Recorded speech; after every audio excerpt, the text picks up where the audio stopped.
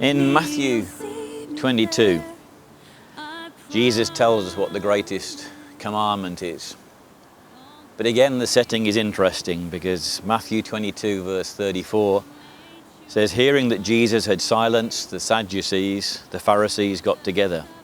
One of them, an expert in the law, tested him with this question: Teacher, which is the greatest commandment in the law? Jesus replied, love the Lord your God with all your heart and with all your soul and with all your mind. This is the first and greatest commandment. And the second is like it, love your neighbor as yourself. All the law and the prophets hang on these two commandments. And you get the impression that Jesus is trying to get something through to us. That they're trying to ask him what's the greatest commandment in the law, and all that Jesus answers is it's all about love. That love is the greatest commandment. And that is because God is love. Everything about God is about relationship. It's about love. One of my favorite stories is in John 7, where Jesus is with the woman who's caught in adultery. And it says in, John 8, not John 7, John 8, verse 3. The teachers of the law and the Pharisees brought in a woman caught in adultery. They made her stand before the group and said to Jesus, Teacher, this woman was caught in the act of adultery. In the law, Moses commanded us to stone such women. Now what do you say?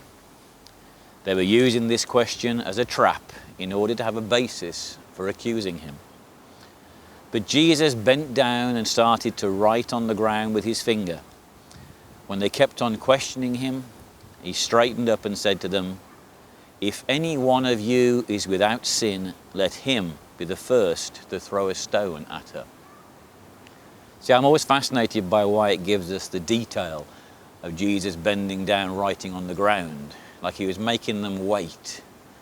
And he was also waiting to hear his Father's voice. Because Jesus tells us many times, I only speak the words that Father gives me. So he's waiting to hear what Father wants him to say. And here comes Father's words. If any one of you is without sin, let him be the first to throw a stone at her. And again he stooped down and wrote on the ground. So he's thrown this challenge out to the Pharisees, the experts in the law.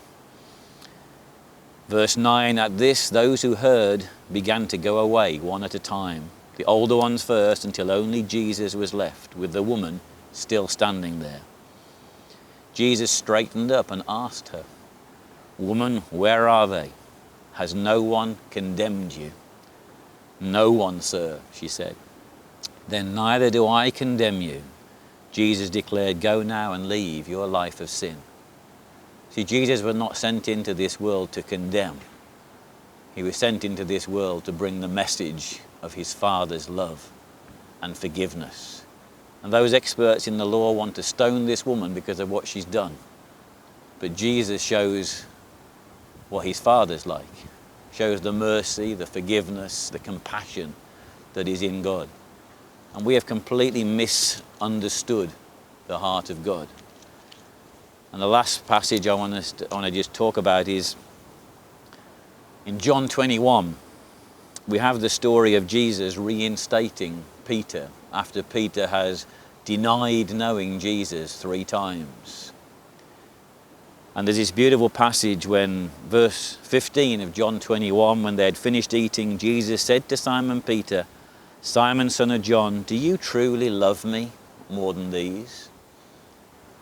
And Jesus just asked him the same question 3 times. And Peter says, of course I love you.